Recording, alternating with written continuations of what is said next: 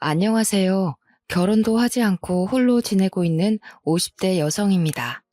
이 나이 먹도록 결혼도 하지 않으면 외롭지 않냐고 물으시는 분들이 많이 있더라고요. 생활력이 강하고 독불 장군처럼 앞만 보고 직진하는 성격으로 오해하시는 분도 있습니다. 그런데 저는 어릴 때부터 연약하고 마음이 여렸습니다. 항상 누군가랑 같이 있어야 하고 기댈 상대가 필요했죠. 지금은 아니지만 어릴 적에는 그 상대가 언니였습니다. 언니가 잠깐 어디로 가버리면 하루 종일 언니를 찾은 적도 있습니다. 어르신들이 저를 볼 때마다 껌딱지라고 할 정도로 어렸을 때부터 언니 뒤만 졸졸졸 따라다녔죠. 다른 분들은 형제나 자매지간과 어떻게 지내는지 몰라도 저는 언니와 친밀한 관계를 맺고 있습니다. 언니가 하고 싶어 하는 건 다 하고 싶어 했고, 언니랑 똑같이 되려고 옷도 따라 입고 책도 따라 샀습니다. 오죽했으면 장래의 희망이 저희 언니였으니까요. 초등학교 시절 담임 선생님도 장래의 희망이 언니라고 하니까 황당한 미소를 띠면서 이렇게 말씀하셨습니다. 애정이 장래의 희망이 언니라고 적었는데 왜 언니니? 선생님이나 경찰 이런 걸 적어야지. 언니라고 적으면 어떡해. 애정이는 언니가 될 수 없어. 언니도 결혼해서 다른 집으로 이사가고 애정이도 결혼해서 다른 집에서 살아야지. 선생님이 저를 귀엽게 여기시면서 이렇게 물었지만 그 당시만 해도 언니가 결혼해서 사라질까봐 무서웠습니다. 그래서 울먹거리면서 언니가 가버리면 안 된다고 소리쳤죠. 선생님이 당황스러워하시면서 결혼해서도 같이 살라고 달래셨지만 나이를 먹어갈수록 같이 살 수는 없을 거라는 예감이 들었습니다. 저희 부모님은 물론 이웃집 사람들만 해도 결혼하고 나서도 언니와 같이 사는 사람이 없었거든요. 어른이 되면 언니랑 같이 살 수 없겠구나 우울해했던 기억이 있는데 정신 차리고 보니 정말로 언니와 살고 있네요. 언니가 결혼하고 나서 분가했지만 계속해서 저랑 부모님이 계시는 본가를 찾아왔습니다. 그 당시에 저는 20살이었고 저희 언니는 23살이었습니다. 저희 언니가 어린 나이에 결혼해 아이를 일찍 낳았습니다. 20대 초반에 시작했던 격리일도 그만두고 육아에만 전념했죠. 언니 말로는 회사 일보다 시댁살이가 더 힘들었다고 합니다. 시어머니랑 같이 살면서 갖은 고생을 다 하는 것 같았는데요. 제가 속상해할까봐 자세히 이야기해주지는 않았지만 제가 직접 목격한 것도 있었습니다. 언니가 시어머니를 피해 저희 집으로 와서 쉬고 있을 때가 있을 때였습니다. 갑자기 문 두드리는 소리가 들려서 밖으로 나가보니 사돈 어르신이 와 있었습니다. 에이, 그것 여기 있지? 뭐 한다고 자꾸 밖에 나가 있는 거냐, 어? 내가 잡아먹기라도 했어? 죄송해요. 잠깐 동생 얼굴 좀 보고 싶어서 그랬어요. 우리 하윤이가 이모 보고 싶다고 해서요. 언니가 서둘러 짐을 싸서 나서는데 너무 불쌍해 보였습니다. 결혼 전까지만 해도 늘 환하게 웃던 언니인데 결혼한 이후로 불행해 보였죠. 저한테 몰래 전화를 해서 울먹거리거나 보고 싶다고 말한 적이 많이 있었습니다. 지금이라면 사돈 어르신한테 그러지 말라고 말려보기라도 할 텐데 저도 나이가 참 어렸습니다. 그 모습을 보고만 있다가 언니를 떠나보내고 말았는데요. 어느 날은 언니가 새벽에 전화를 걸어와서 너무 힘들다고 하는 거 있죠. 잠을 자다가 그 전화를 받았는데 깜짝 놀라서 잠이 다 깼습니다. 언니가 흐느끼는 소리를 듣자마자 잠옷 차림으로 언니의 시댁으로 달려갔습니다. 언니가 슬그머니 시댁을 빠져나와서는 제게 다가오는데 무슨 귀신이 다가오는 줄 알았습니다. 시어머니가 언니를 어찌나 괴롭혔는지 사람이 반쪽이 되어 있더군요. 그런 언니가 흐느적 걸어오더니 제게 미안하다고 했습니다.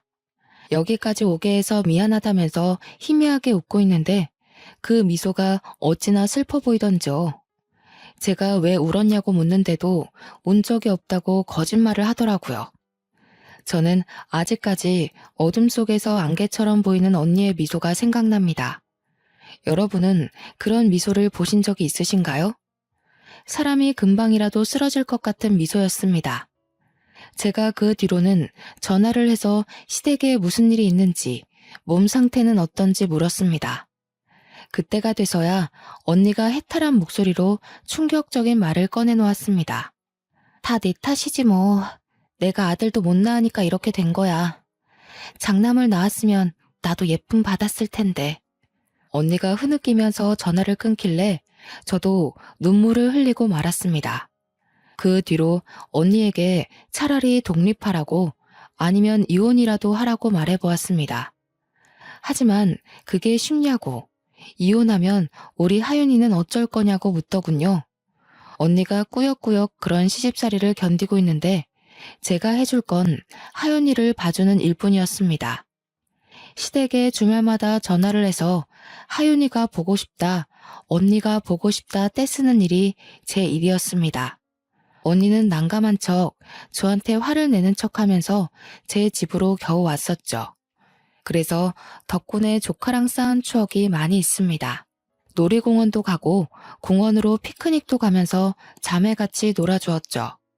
하윤이도 저를 좋아해 주어서 가끔은 제 딸 같다는 생각도 들었습니다. 비록 사돈 어르신은 하윤이가 딸이라고 안 좋아하지만 기죽지 않길 바랬는데요. 하윤이가 당당하고 밝은 아이로 크길 기도했지만 하나님께서 제 기도를 들어주시지 않았습니다. 직장에서 일을 하다가 전화 한 통을 받고 기절할 뻔했거든요. 네? 언니가 교통사고가 났다고요? 어디 병원인데요? 사돈 어르신한테 온 전화였습니다. 언니랑 형부 그리고 하윤이가 탄 차가 미끄러져서 전복했다고 하더군요. 그날 유독 비가 많이 와서 택시 잡기도 어려웠습니다. 최대한 빨리 병원에 가보니 언니랑 형부는 이미 세상을 뜬 상태였죠. 너무 놀라서 눈물이 나오지 않았습니다.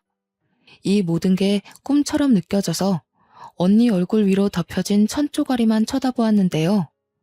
사돈 어르신은 슬퍼해야 할 자리에서 분노하고 계셨습니다. 이렇게 비가 많이 오면 집에 박혀있지는 비 오는 날에 어딜 가겠다고 나서서 우리 아들까지 죽여? 사돈 어르신은 죽은 저희 언니를 붙잡고 욕을 하고 있었죠. 시댁 쪽 사람들이 말려봐도 소용이 없었습니다. 비 오는 날 부침개와 막걸리가 먹고 싶다며 맛집으로 향하게 한 언니 탓을 하고 있었습니다.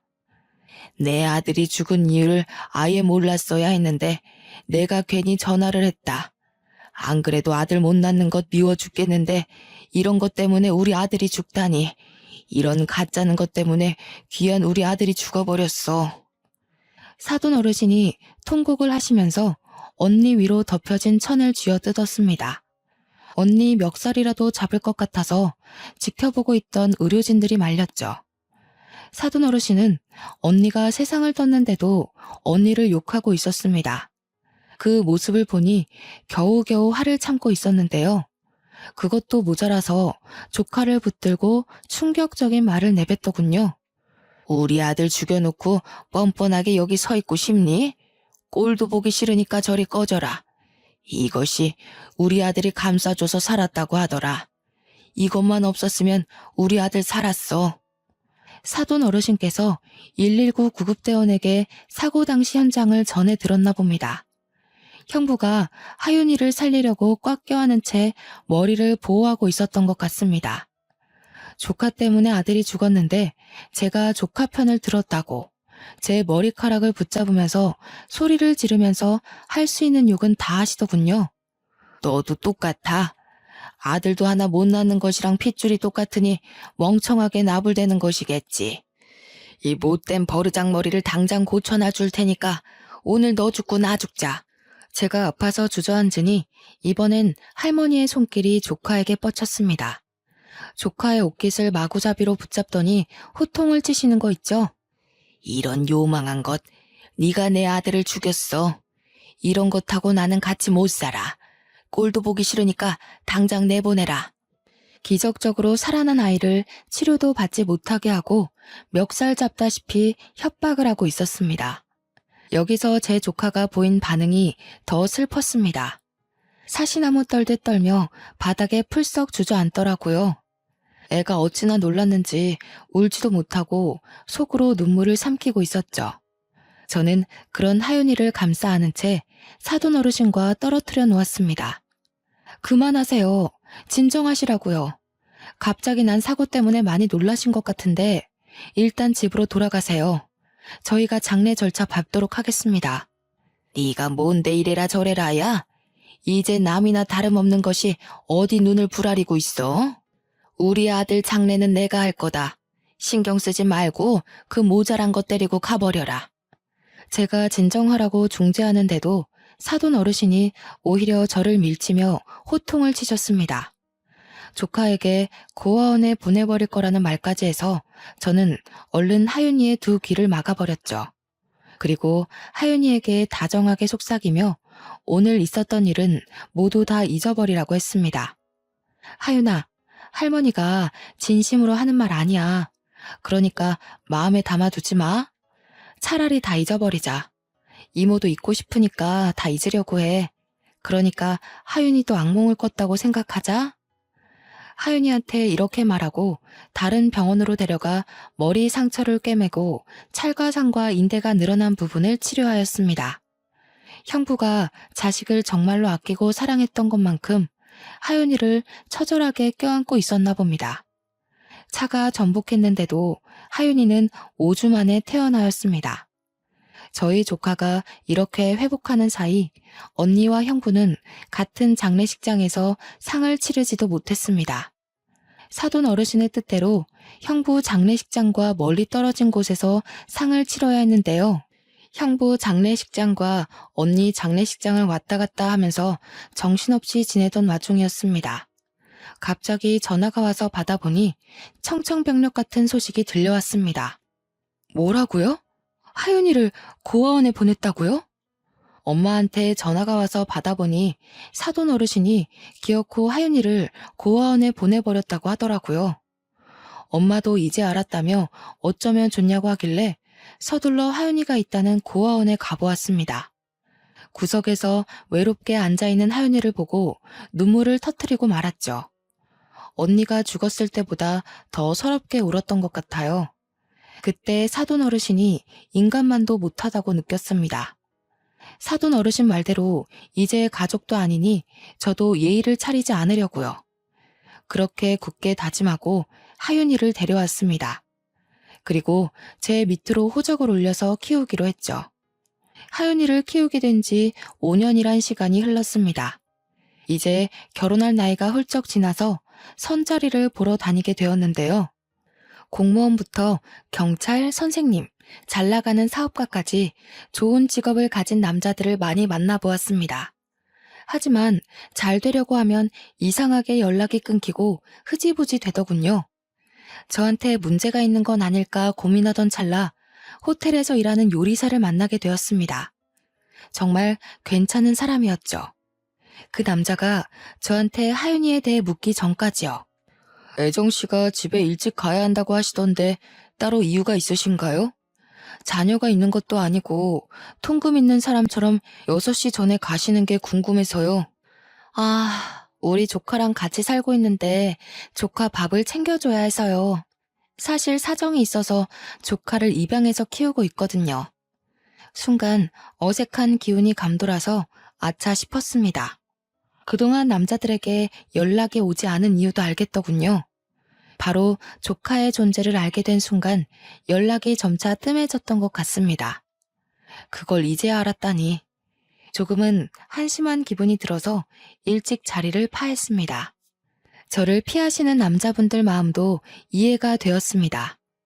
저도 이제 막 알아가는 남자한테서 결혼은 안 했지만 애가 있다는 소리를 들으면 기피할 것 같았거든요.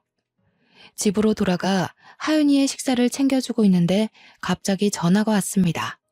무심코 받아보니 요리사랑 연결해준 이모였습니다. 이모가 왜 벌써 헤어졌냐고 물으니 제가 그렇게 됐다고 얼버무렸죠. 그런데 요리사한테서 이유를 전해 들었나 봅니다.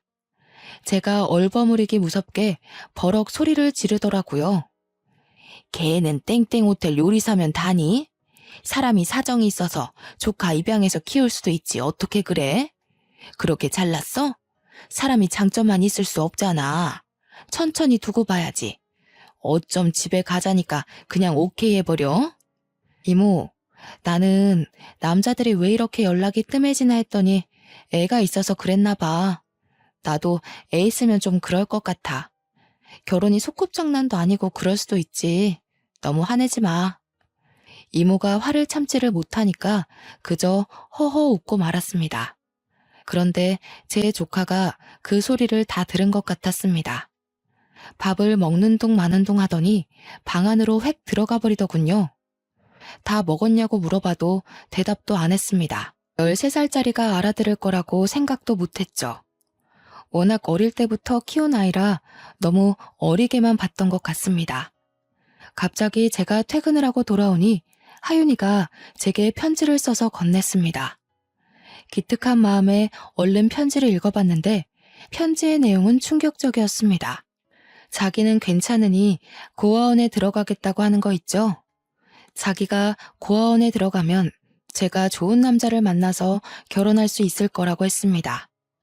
그 편지를 읽는 순간 눈물이 고였지만 조카에게 그런 말 하는 거 아니라고 혼을 내버렸습니다. 누가 이런 편지 쓰래? 이모가 혜윤이 버리고 결혼할 것 같아? 어디서 그런 말을 해? 따끔하게 혼을 냈더니 조카가 엉엉 울어버리더군요. 그런 조카를 꼭 껴안으며 결혼을 포기하기로 마음먹었습니다. 조카가 있어서 떠날 남자라면 평생을 함께할 가치도 없다는 생각이 들었고 결혼하는 것보다 조카랑 같이 있는 삶이 더 소중해 결혼하지 않기로 한 것입니다. 물론 이런 저를 이해해주고 결혼하겠다고 나서는 남자가 있다면 결혼식을 올릴 테지만 그런 남자는 보이지 않았죠. 그래서 그 뒤부터 어른들이 만들어준 선자리에 나가지 않았습니다. 그 시간에 조카를 위해 돈을 벌거나 조카와 지내는 시간을 늘렸는데요. 그렇게 열심히 살다 보니 조카가 어느새 고등학생이 되어 의대를 목표로 하기 시작했습니다. 제가 의대 가라고 강요한 것도 아닌데 코피를 쏟을 정도로 공부를 하였습니다. 아침 일찍 일어나 등교하기 전에 간단하게 영단어를 외우고 밥 먹으면서 교과서를 훑어보고 있더라고요. 조카 말로는 점심시간에도 밥을 빨리 먹는다고 들었습니다. 얼른 교실로 돌아와 공부를 하려고요. 저도 그렇고 언니도 그렇고 어렸을 때 그런 적이 없었는데 도대체 누굴 닮았는지 완전히 책벌레가 다 되어 있었습니다. 어느 날은 늘 전교에서 1등인 녀석이 5등을 한 날이 있었습니다. 저는 컨디션이 안 좋으면 그럴 수 있다고 위로해 주었는데요. 오히려 자기가 성을 내면서 과외를 붙여주라고 하더라고요. 아무래도 학년이 올라갈수록 애들이 사교육에 집중하는 모양이었습니다. 그동안 과외나 학원 없이도 공부를 곧잘 잘해내던 조카 녀석이었는데 승부욕이 올랐는지 제게 부탁을 다하더군요. 하윤이가 뭘 해달라고 한 적은 처음이라서 학부모들한테 수소문해서 유명한 과외 선생님을 붙여주었습니다. 저희 조카가 똑똑한 것도 있지만 과외를 받으니 성적이 쑥쑥 올랐습니다. 그 뒤로 1등을 놓친 적이 없었죠. 그러다 조카가 쓰러진 날이 있었습니다. 회사에서 일을 하다가 전화를 한 통 받았는데 저희 하윤이 담임 선생님이더군요. 하윤이가 수업을 듣다가 쓰러져서 병원에 있다고 하길래 바로 달려갔습니다. 선생님이 알려주신 땡땡 병원으로 가보니 하윤이가 링거를 맞고 누워있더라고요. 그 뒤로 제가 한약도 지어주고 쉬엄쉬엄 공부하라고 몇 번이나 강조하였습니다. 혹시 몰라 제가 몰래 지켜보고 있는데 하윤이가 잔다고 해놓고 새벽에 일어나서 몰래 공부를 하고 있었습니다. 이러니까 픽픽 쓰러지는 거라고 책을 빼앗아서 재운 적도 여러 번 있었죠. 이렇게 독하게 공부를 하니 서울대 의대에 들어갈 수밖에요. 우리 하윤이가 서울대 의대에 들어간 소식을 어떻게 들었는지 사돈 어르신이 찾아오셨습니다.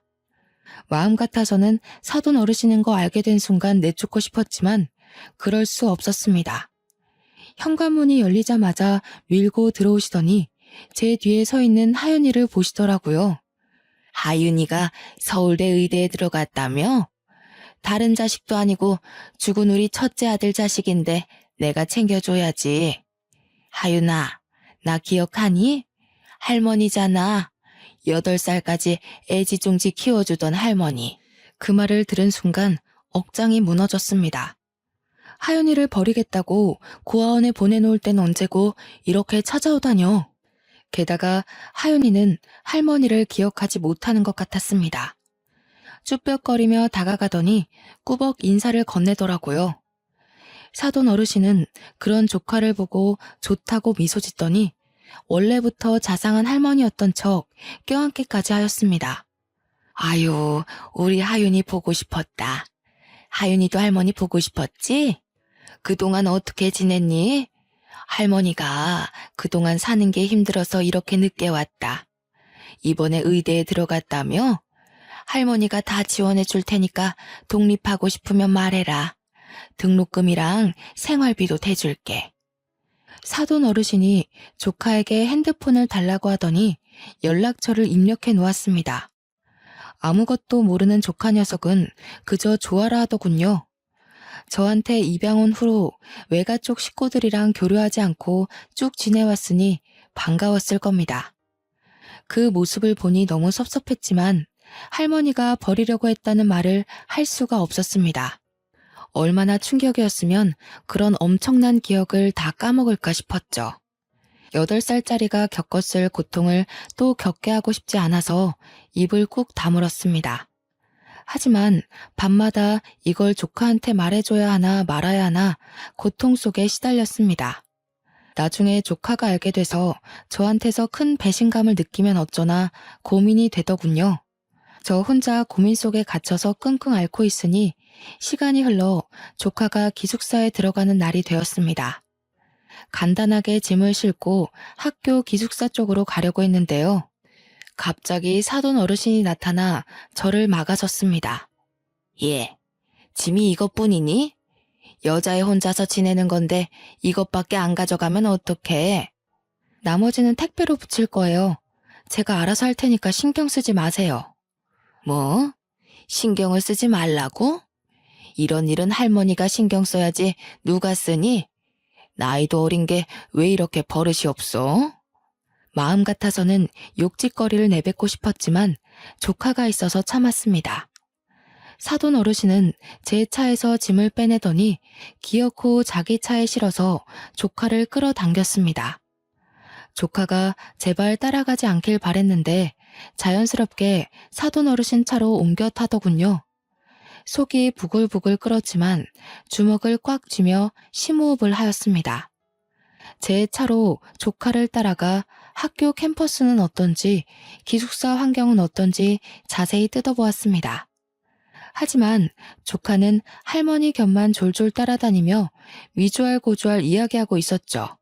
결혼까지 포기하고 키워낸 귀한 조카가 할머니 자격도 안 되는 늙은 여자에게 저러니 억울했습니다. 남몰래 눈물까지 닦아내며 그 수모를 참아냈는데요. 수모는 거기서 끝난 것이 아니었습니다. 하도 조카에게서 연락이 오지 않아서 오랜만에 전화를 해보았습니다. 그런데 조카가 받지 않더군요. 그런 날이 수도 없이 지난 뒤에야 걱정이 돼서 학교까지 찾아가려고 했습니다. 사돈 어르신이 어떻게 알았는지 갑자기 저한테 전화를 해서는 이런 소리를 짓거리더라고요. 너 자꾸 하윤이한테 전화하지 마라. 네가 자꾸 전화해서 공부에 방해된다고 하더라. 사돈 어르신이야말로 하윤이 고아원에 버릴 때는 언제고 갑자기 왜 이러시는 거예요? 하윤이가 의사 될 것 같아서 그러세요? 너야말로 하윤이가 의사 될 것 같아서 견제하는 거니? 할머니가 이제 지원 좀 해주겠다는데 왜 말을 그렇게 하니? 제가 하윤이한테 옛날에 있었던 일 다 이야기하면 어쩌려고 이러세요? 하윤이랑 잘 지내고 싶으면 사과부터 하세요. 뭐? 하윤이한테 쓸데없는 소리 하지 마라. 왜 안 해도 되는 말을 하려고 해? 괜히 아픈 상처 건드려서 무슨 일을 치르려고. 그러다 걔 공부 안 되면 어쩌려고 그래?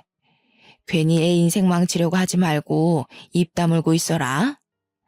제가 차를 세우고 육직거리를 내뱉으려고 하니까 전화를 뚝 끊어버리더군요. 사돈 어르신이 일부러 하윤이와 저를 떼어놓으려는 것 같았습니다. 그것 때문에 연락이 안 되는 것 같아서 하윤이를 찾아갔는데요. 하윤이가 글쎄 저를 보고 떨떠름한 표정으로 서 있는 거 있죠. 이모, 왜 왔어? 저 시험 기간이라 공부해야 하는데. 네가 너무 연락이 안 돼서 와봤어. 무슨 일 있는 거 아니지? 아무 일도 없으니까 돌아가. 나 지금 밤새야 해. 처음 있는 일이었습니다. 제게 항상 예의 바르면서도 밝게 말하던 애인데 완전히 변해버린 것 같았죠. 결국 제가 조카에게 버럭 화를 내며 모든 사실을 실토하고 말았습니다. 너 설마 할머니 때문에 이러는 거니? 그 사람이 어떤 사람인 줄 알아? 너 버린다고 고아원에 내놓은 사람이다. 근데 네가 의대 간다니까 착한 척 연기하는 거야. 네가 조금이라도 잘못되면 바로 버릴 사람하고 이러는 거 아니야. 나는 너 키우려고 인생을 걸었어. 정말 친엄마처럼 널 키워냈는데 어떻게 이럴 수 있니? 제가 울면서 말해놓고 차마 조카의 얼굴을 바라볼 수가 없었습니다. 그런데 조카가 제 말을 믿어주지 않더군요. 할머니가 그랬다고? 우리 할머니가 그럴 리가 없어. 이모가 잘못 기억하고 있는 거겠지.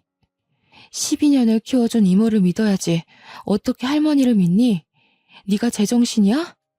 조카가 제 말을 듣고 왈칵 눈물을 쏟길래 조카에게 다시 트라우마를 안겨준 것 같아서 그 자리를 뛰쳐나왔습니다.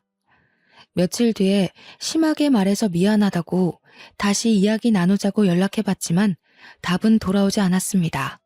조카가 제 말을 믿지 않는 것 같더군요. 다 큰 조카가 연락도 잘 되지 않고 찾아가도 바쁘다 하니 어쩌겠나요? 마음 같아서는 가슴이 찢어질 것 같다 나한테 왜 그러냐고 따지고 싶었지만 포기했습니다. 내놓은 자식이라고 생각하고 그렇게 8년이라는 시간을 흘려보냈습니다. 가끔씩 연락해서 들어보니 공부도 열심히 하고 잘 지내는 것 같았죠. 그것만으로 만족하며 살려고 했습니다. 그러다 조카가 대학을 졸업하고 의사가 됐다고 연락을 하더군요. 이모, 내가 그동안 연락이 없었지? 할 말이 있는데 땡땡 병원으로 올 수 있어? 조카 녀석이 고백할 것이 있다고 하니 저도 도대체 왜 그런 것이냐고 따져볼까? 아니면 할머니한테 무슨 말을 들은 것이냐고 물어볼까 고민했습니다. 땡땡 병원으로 가보니 조카가 갑자기 병실로 저를 데려가는 것이었습니다. 그곳에 사돈 어르신이 누워있어서 깜짝 놀라고 말았죠.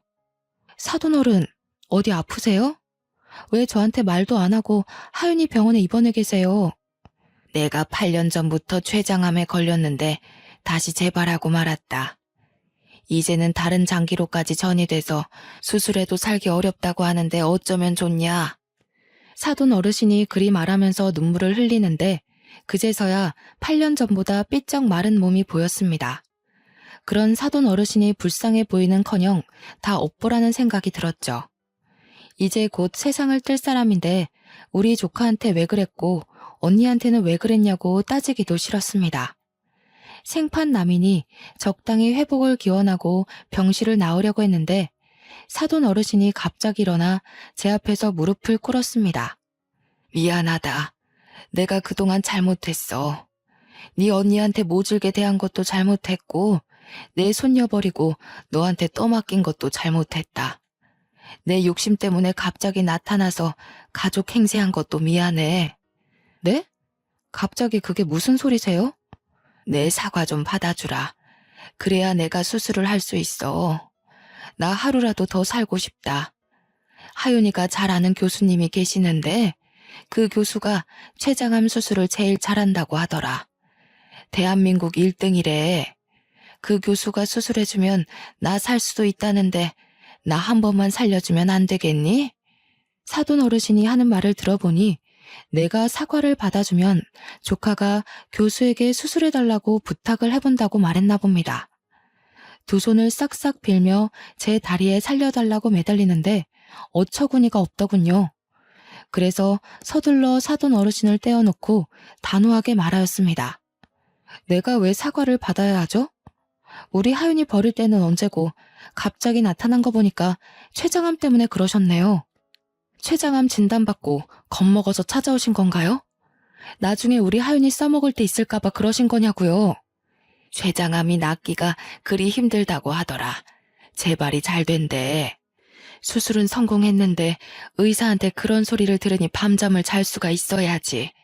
그런데 하윤이가 의대에 합격했다는 소식을 듣고 눈이 돌아버렸다. 가족끼리 이러면 안 되는데 내 이익만 챙기려고 했어. 내가 이렇게 반성할 테니까 한 번만 봐주면 안 되겠니? 사돈 어르신께서 모든 사실을 실토하고 인정하셨습니다. 조카에게 의도적으로 접근하고 저와의 연락수단을 모두 다 끊어놓은 거죠. 계속해서 조카를 감시하며 저와 연락을 하고 있는지 만나고는 있는지 감시한 것 같았습니다. 이 사실을 하윤이에게 다시 한번 확인하면서 충격적인 사실도 전해 들었습니다. 이모, 사실 나 다 기억하고 있었어. 할머니가 나 고아원에 보냈던 것도, 이모가 나 다시 데리고 간 것도. 그런데 할머니가 다시 나타난 순간 무슨 꿍꿍이가 있을 거라는 생각이 들었거든. 할머니 집에도 놀러가고 같이 연락하면서 할머니가 췌장암에 걸렸다는 사실을 알게 되었어. 아무리 할머니가 미워도 그러면 안 되는데 꼭 복수해주고 싶은 마음에 여기까지 오게 된 것 같아. 그런다고 이모 연락을 무시해? 내가 얼마나 속상했는지 아니? 너한테 잘못한 게 있나 몇 번이나 생각했다. 너도 내가 보낸 문자 봤지? 그 문자들 보면 네 할머니가 무슨 말로 널 꼬셨나 불안했는지 알 거다. 그 문자들을 보고도 어떻게 연락 한 번 안 할 수 있니? 복수의 눈이 멀었어. 그래서는 안 되는데 밤마다 꿈에서 엄마가 나와. 그리고 할머니가 고아원에 버리고 가는 꿈을 꿔서 어쩔 수 없었어. 내가 코피 흘릴 정도로 공부 열심히 한 것도 할머니 생각에 분해서 그랬던 거야. 조카가 울먹거리면서 저명한 의사가 되어 아픈 할머니를 배신하는 꿈을 꾸고 있었다고 말하였습니다. 제가 연락 문제로 서운해하거나 저랑 멀어질 때마다 할머니의 몸이 약해져서 양로원에 입원시키는 상상을 했다고 해요. 복수를 다하면 다시 저를 찾아와 모든 사실을 털어놓으려고 했다고 합니다. 그 말을 듣는 순간 울분에 차 조카의 등을 내려치면서 소리쳤습니다. 아이고 이거사, 네 인생 망칠 수도 있는 짓을 왜 해? 그러다 의사 면허라도 박탈당하면 어쩌려고 그러냐고. 그럴 가치도 없는 인간이야. 이 인간이 아프든 말든 신경 쓰지 마. 제가 얼른 여기서 나가자고, 저 인간하고는 전혀 상관없는 사이로 지내자고 말하자 사돈 어르신이 제 발에 매달렸습니다. 아가, 이러지 말고 나 좀 받아오. 어차피 옛날 일 아니냐. 엄청 오래된 일인데 이제 가슴 한켠에 묻어두고 나 좀 살려다오. 응? 내가 이 은혜 꼭 갚을게.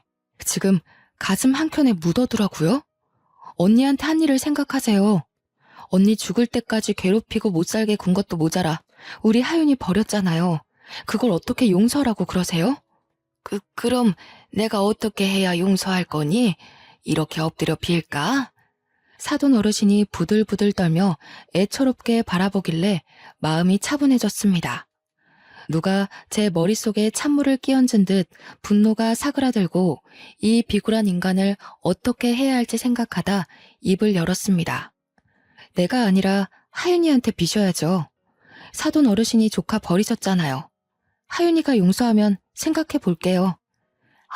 하윤아, 우리 조카, 내가 정말 미안하다. 이 할미가 부족해서 너한테 못된 짓을 했다. 한 번만 받아오. 기다렸다는 듯이 넙죽 절을 하는 사돈 어르신을 보는데 조카가 왈칵 눈물을 터뜨리더군요. 조카의 눈물을 보니 마음이 착잡해졌습니다. 복수심에 치기 어린 행동을 한 것이었죠. 우리 하윤이의 마음속에 복수심이 있었다는 사실을 알았다면 외면하며 살자고 설득했을 겁니다. 뭐라도 했으니 됐다고 조카를 달래며 사돈 어르신을 버려두고 왔는데요. 허망하게 앉아있는 사돈 어르신을 보니 많은 생각이 들었습니다. 인생을 어떻게 살아왔는지 가족들도 안 와보고 계속 혼자서 병실 생활을 해온 것 같았습니다. 그래도 언니의 시어머니이니 어떻게 사나 조카에게도 물어보고 슬쩍 병실 안을 내다본 적도 있습니다. 살아있는 모습을 보고 목숨 한번 즐기다 생각하다가도 인성이 나빠 고독하게 떠날 인간이겠거니 생각하고 있을 무렵이었습니다. 저한테 편지 한 통이 와서 열어보았는데요. 무려 5장 분량의 편지였습니다. 촘촘한 글씨로 자기가 얼마나 멍청하고 이기적인 인생을 살아왔는지에 대한 푸념과 사과글이 적혀 있더군요. 저는 그 편지를 들고 사돈 어르신이 있는 병실에 찾아갔습니다. 편지를 왜 보냈냐고 따질까 아니면 비아냥거릴까 고민하다가 한마디 하였습니다. 사돈 어르신, 사람 목숨이 달린 일이니 제가 하윤이한테 교수님께 부탁해보라고 말해볼게요. 사돈 어르신이 그 말을 들은 순간 정말 고맙다고 몇 번이나 고개를 숙였습니다. 다른 사람이 들으면 왜 그랬냐고 남이니까 안 보면 되는 사이 아니냐고 따질지도 모릅니다. 하지만 그래야 제 마음이 편하니까요. 사돈 어르신이 죽었다는 소식을 들으면 제가 사돈 어르신이랑 다를 게 뭐가 있나 싶었습니다. 그 편지글이 마음을 흔들었다기보다는 조카 인생에 흠집을 남기기 싫었습니다. 그래서 조카한테 관용을 베풀고 포용하자며 교수님께 말씀드리라고 말해보았죠. 당연히 제 조카는 제 말을 받아들이지 못했습니다. 내가 왜 그래야 하는데? 내가 못해준다고 그냥 다른 병원으로 가라고 할 거야.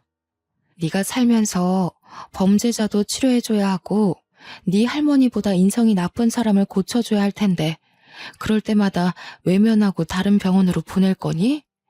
제가 그리 말하니 조카가 한참을 생각해보는 눈치더군요. 잠시 뒤에는 제 말대로 하겠다며 췌장암 수술을 잘한다는 교수님께 연락해보는 것 같았습니다. 다행히 교수님께서 수술을 해주신다고 하셔서 사돈 어르신께서 수술을 받으셨는데요. 지금은 많이 회복하셔서 웬 보자기를 들고 저희 집을 찾아오셨습니다. 귀해 보이는 보자기 안에는 손수 만든 반찬들이 들어있었습니다. 정말 고맙다고 반찬을 싸들고 왔는데 마음이 싱숭생숭하였습니다. 인생은 오래 살고도 볼 일이네요. 조카도 이 모습을 보고 많이 놀랐는지 놀란 토끼 눈이 되어 있었습니다. 사돈 어르신이 조카가 좋아하는 떡을 직접 쪄왔다며 꺼내서 건네는데 정말 애처롭게 보이더군요. 이거 내가 우리 하윤이 생각해서 찐 거다. 우리 하윤이 백설기 좋아하잖아. 포슬포슬하니 정말 맛있다. 한 입 먹어봐라. 하윤이가 먹지 않으니 슬그머니 손을 내리며 멋쩍게 웃어 보였습니다. 역시 내가 준 거라서 좀 그렇지? 그래도 버리면 아까우니까 나 가면 먹어라. 그날은 그렇게 가버리더니 다음 날에도 찾아와서 반찬을 건네주셨습니다. 반찬만 만들어주신 것이 아닙니다. 어느 날 오신다는 전화를 하길래 무슨 일인가 했더니 집안 청소를 해주겠다는 거 있죠? 이제 슬슬 계절도 바뀌었으니 옷 정리도 하고 대청소도 할 때 되지 않았니? 내가 거들어주마. 아니다. 내가 다 할 테니 너는 나가 있어라. 제가 하지 말라고 말려봐도 사돈 어르신께서 걸레질을 하고 청소기를 밀기 시작했습니다. 이런 날이 한두 번이 아니었죠. 어느 날은 갑자기 오셔서 이불 빨래를 해놓고 가셨고 다리미질만 1시간을 하고 가신 적도 있습니다. 얼마 전에는 커튼이 더럽다면서 죄다 빨아놓고 가셨는데요. 그러면서 슬그머니 자기가 해놓은 반찬들도 놓고 가십니다. 오늘도 사돈 어르신이 해주신 반찬에 밥을 해먹다가 사연글을 보내보고 싶다는 생각이 들었습니다. 여러분들은 제 행동이 잘했다고 생각하시나요? 가끔 가다가 저희 가족들끼리 모이면 솔직한 생각들을 나눕니다. 하지만 하나같이 나라면 그렇게 안 하고 없는 사람 취급했을 거라고 하더군요. 여러분이라면 사돈 어르신께 어떻게 하셨을 것 같나요? 저보다 많은 것들을 알고 경험이 많으신 분들의 생각이 궁금합니다. 긴 이야기 들어주셔서 감사합니다.